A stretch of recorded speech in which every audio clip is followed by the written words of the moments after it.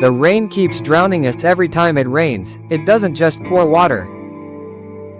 It pours memory, the bitter memory of billions stolen, projects promised but never built. Billions for flood control, 10% stolen by officials.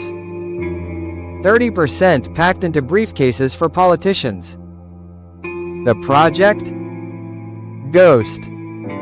Or built so poorly, the first storm washes it away. Lives lost. Homes destroyed.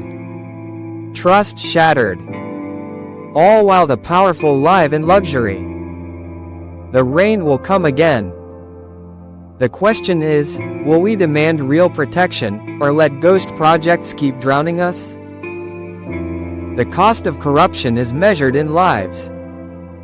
Stand up. Demand accountability.